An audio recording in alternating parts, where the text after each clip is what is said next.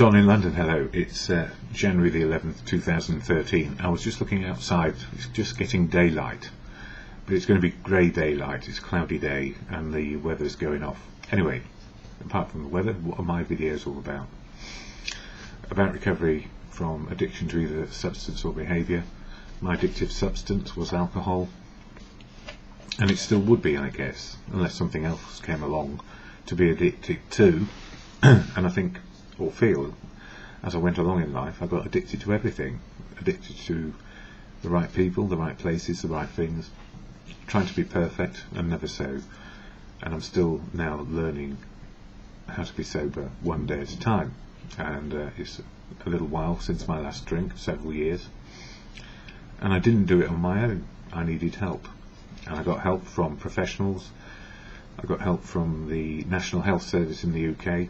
I went to alcohol treatment centres, which were drop-ins twice a week, where you had an hour to talk to other people who were trying to stop drinking as well, and some alcohol prevention strategies or tactics, how to stop drinking one day at a time, the thinking part of stopping. And then I needed something else, and it turned out to be the fellowship of AA, Alcoholics Anonymous. Now, I don't speak for AA, I just speak about how it works for me. People in AA speak for themselves where they will, because that is their right and their choice. Freedom of choice is what it's all about in fellowship. Freedom to choose your next step in whatever direction it can be. And I was just musing, if I were to write a book on the roadmap to recovery, I'd have to say something like, with a blank piece of paper, you are here. And that's it. You are here. That's the roadmap. Because you don't know what the next step is. And I don't know what is the right next step for you. So here I share my roadmap as it is right now. I don't have a roadmap to tomorrow other than I want to be sober all day long so that I am open to what is possible. And that's it. What more can I ask for, really? That's the way it's been since, I guess, the world started. You know, we are forces of nature as much as anything, and the more we understand the world, the planet, the globe, how we're fixed in the universe, or not fixed in the universe. Only mankind seems to try to fix itself in some way and be in control. Everybody goes by nature, everything else goes by nature, and we change it. Anyway, that's a big debate, and it's not for me today. Just about recovery, one day at a time, what it's like to be a newcomer, or as some describe them, that's me really, the urban terrorist who comes in off the street thinking, I need to stop this, but I don't know how, and why can't I drink anymore, and why doesn't it work? So my videos were a response when I was in the NHS treatment stuff. People very, very negative about AA because they thought it was some sort of strange cult. So this is what AA is. I use this little AA book which has got the AA preamble in it to share what it is, and this is what you hear at the beginning of every meeting, hopefully. Those which are real AA meetings, if they're real to you, they're real. But, you know, common old garden AA is always started with the preamble. Alcoholics Anonymous is a fellowship of men and women who share their experience, strength and hope with each other, that they may solve their common problem and help others to recover from alcoholism. The only requirement for membership is a desire to stop drinking. That's it. The only requirement for membership is a desire to stop drinking. There are no dues or fees for AA membership. We are all self-supporting through our own contributions. AA is not allied with any sect, denomination, politics, organisation or institution, does not wish to engage in any controversy, neither endorses nor opposes any causes. Our primary purpose is to stay sober and help other alcoholics to achieve sobriety. So AA, one fellowship, many faiths. And there's an AA pledge which I'll just share here. It says, I am responsible when anyone anywhere reaches out for help. I want the hand of AA always to be there, and for that I am responsible. And I'm just one hand. There's millions across the world who can extend a hand if they are able to, if it's the right time, the right place, with the right person who is asking for help. And that may be you helping another person, or me being helped by another person. Because even if we're umpteen years in recovery, humility, that is a strength, the humility to ask for help, and also have the humility to not know the answers either for myself or for the other people around me. I have to work with people and live with people and love them unconditionally. I might hate their behaviour and still love them, and I can share that I hate their behaviour and I love them still. And do it the other way around though, otherwise they'll get on your case. I love you at the same time when you do this. It's horrible and it hurts me. That's a good way of saying it, because you're not undermining their self-esteem, just what they're doing. It doesn't mean they're going to stop it, it just means you've had your say. Anyway, for January the 11th, my words, which I share, so they're sort of consistent with what's written next to the video and on my blog. Somebody said yesterday they hated the word vulnerability. I can understand why this might feel like the right thing when we are fearful, because if we're fearful and vulnerable, we don't know and we're scared. Step 1 of the 12-step program, it taught me that I am powerless over alcohol, and if I drink, life is unmanageable. I could not be more vulnerable in that state. Powerless and vulnerable when we are sober. This is different. Powerless and vulnerable when we are sober can lead to humility. That's a state of mind. Humility. Not being bigger or smaller than anybody else. And then vulnerability becomes a strength, because we know we need to ask for help to keep sober and to cope with reality one day at a time.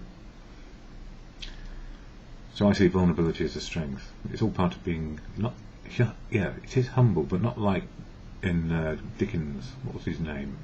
It'll come back to me, but he was ever so humble.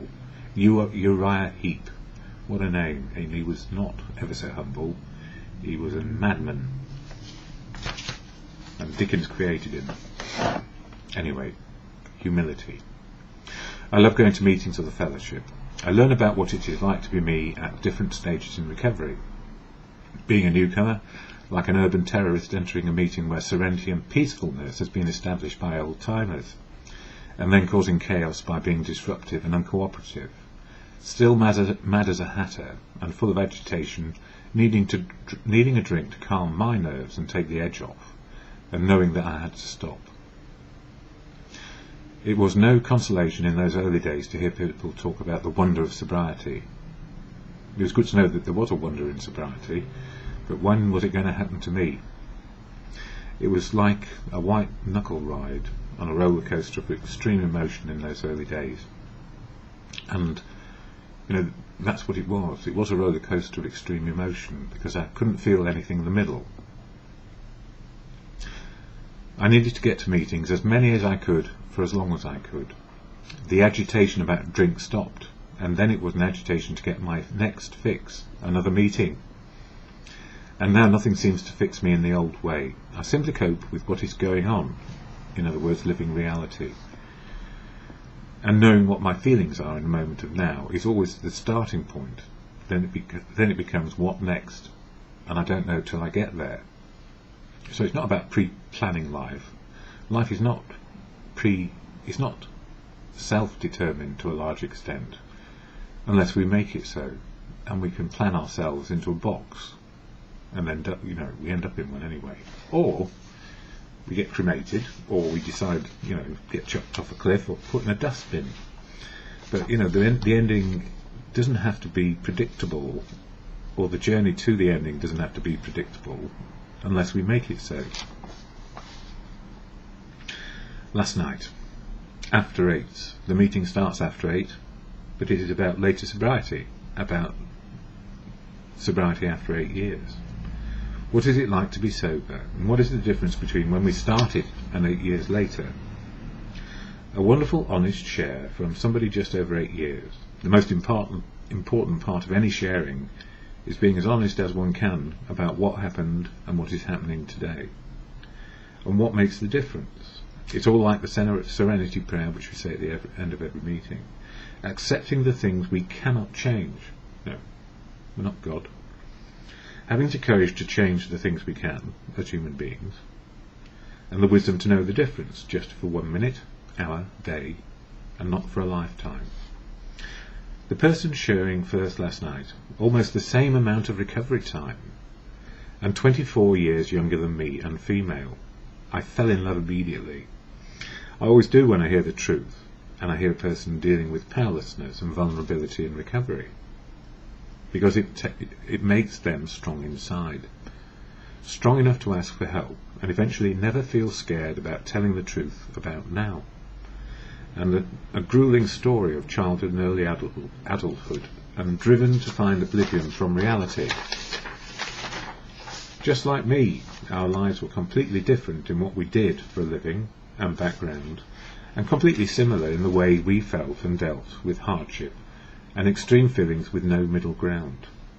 And the sharing back the similarities that everyone feels growing up and trying to make it into adulthood, and be as good as the next, and in some cases trying to be better than everyone around to make a splash in life.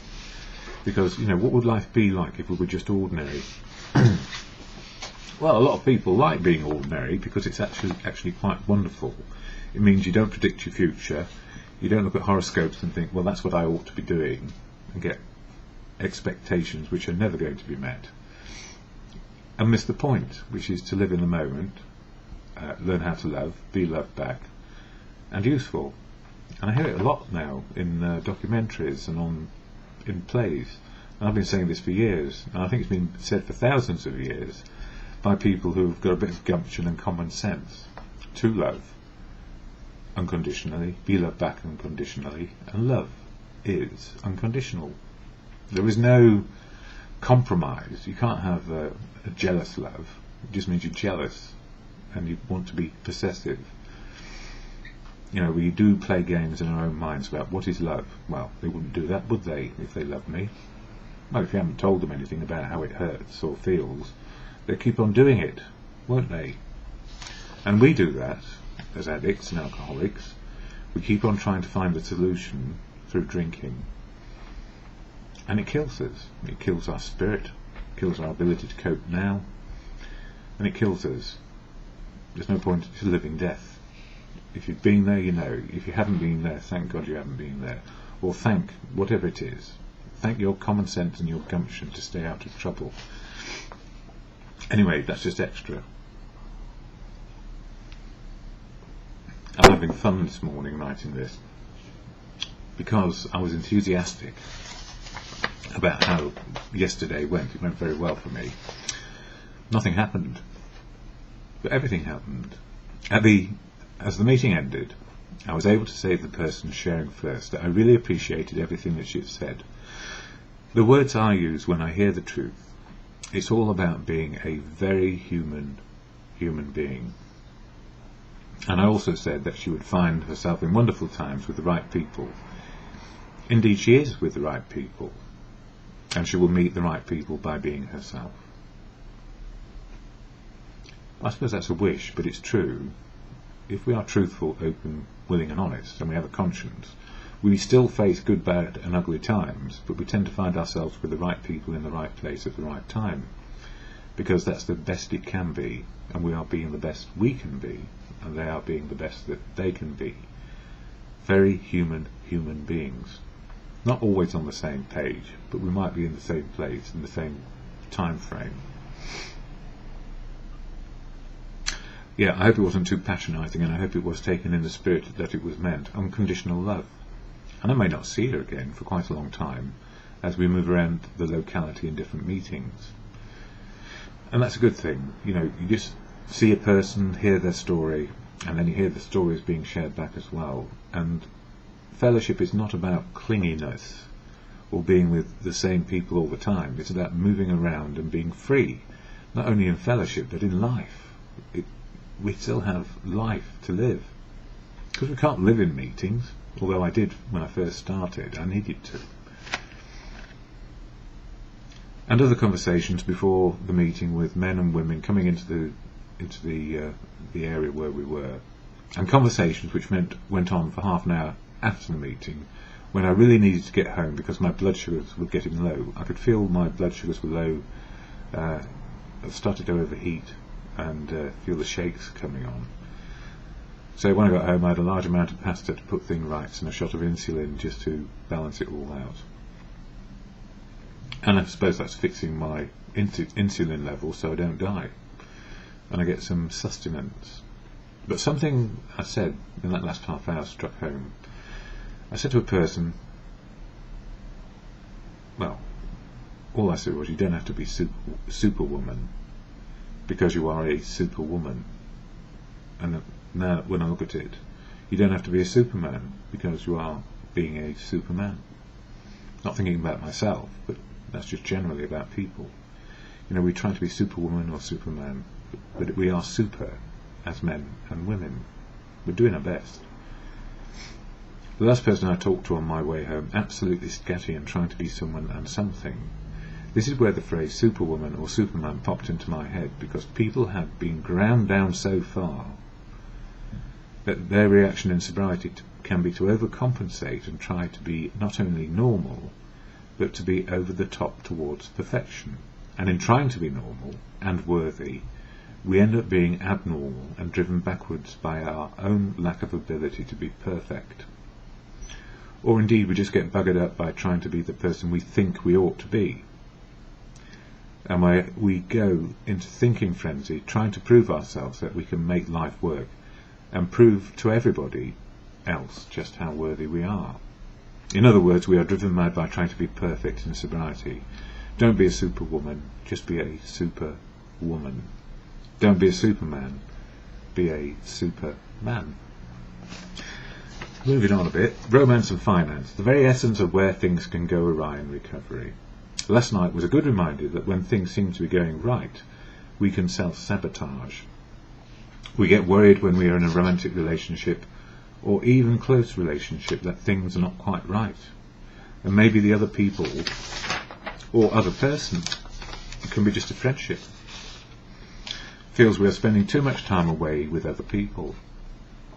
Your paranoia, my paranoia, goes off. The old feelings of envy and jealousy kick in, and it can be something very simple, like seeing other people who are friends and not being with the one who feels we ought to be with them and close to them all the time. There is always balance to be made and conversations to be had about boundaries, unconditional love, and all the things which makes us fearful, and all the things which make us feel safe. The number one element when it comes to romance and finance, work, family, community, society, all those aspects of life, is to find the truth of now. Truth of now about our feelings and how we are doing, not only on our own, but with other people, by sharing not only our concerns, sharing the absolute feelings we have inside. Vulnerable, strong, happy, confident, not happy, not confident, worried. Should it be this? Should it be that? There's no shoulds in life. Just need to work out where we are in life. The roadmap, it starts here, somewhere. But you don't know where it's going until you get there. If I'm trying to fix romance or finance and predict outcomes, just look at all the examples through history and the present day. Finance markets, something I have an interest in. Living delusions, and governments printing money under the title quantitative easing, which just means printing money when you haven't got any, and borrowing more at low rates which are contrived by risk takers and have no justification based on assets. Because the assets that any government has actually, beyond what is called property, are us and what we do. And we're not very governable. So they look at the hard assets, and when it's not enough, they just print some more money. And when they can't print any more money without people seeing it, they cut back on hospitals and benefits, rather than say, hang on a minute, what's the big equation here? It's called macroeconomics and not microeconomics. But you need a bit of both. Those who govern do the macro, those who have to implement do the micro. But if you mix them up, you will never get out of it. just like life. Anyway, where was I? Sorry, I was going on. So, and which has no justification based on the assets, the real assets, which are human beings who make things and do things. And romance. Papers and gossip magazines are full of tittle-tattle. Journalists with expectations of disaster, or imagining the greatest love story since our last greatest love story, or fictional love stories we have had in our own imagination. And the truth of our romantic story, was it full of shit and lies and deception? And how much did we tell the truth? If I tell you the truth, will you still love me? If you tell me the truth, I've got a chance to either love you or not. I'll just put that one in, actually. Yes. But then that's what gossip is. When we look at the love stories we've had ourselves, we were doing the best we could with what we had. And if we're full of fear, we're not likely to tell the truth. It's a bit like for a man, are you big enough? And it's a bit like for a woman, am I beautiful enough? You know, what are our physical assets or attributes which start the attraction process and desire process? And where the hell is unconditional love in that? It's not. Unconditional love is where you start, so those things work. But don't we always get things a bit backwards? I don't know. Yeah, so when we look at love stories we've had ourselves, we were doing the best we could with what we had. And we didn't know very much, and now do we know more? The fundamental in all this is truth in the moment of now. And sharing it, and life gets better. We will not solve the world's problems, and we will not solve the old romantic relationships that we had, which might have been full of fantasies or full of pain. Unconditional love is something we learn in the moment of now, and that's where the roadmap starts, in the moment of now. And it's not about fantasy, it's about possibilities, which are more exciting than a dream, the possibilities of now, based on asking for help and direction. Some people suggest let go and let good things happen, and it will. It just might turn out not the way we expected, just for today. And that's true. You know, we make contacts and connections all the time. I think younger people are better at it, because older people have got a bit set in their ways, like me. But I'm trying to be myself. Truly important in recovery is my own personal opinion. To stop imagining what other people are thinking and ask them what they are thinking. To stop imagining how they feel and ask them how they are feeling. To let go in being right. To let go thinking the outcome before the events have happened. Stop trying to be perfect. Stop trying to live up to something which does not exist. The fantasies of you in the future. The future is always with us now, and it is the steps we take to understand our current spiritual condition, in brackets, our feelings in the moment of now, and being able to cope, which will lead into a future which has not yet been determined. Let go self-will and self-determination based on fiction. Let the world open up as you open up to the possibilities today.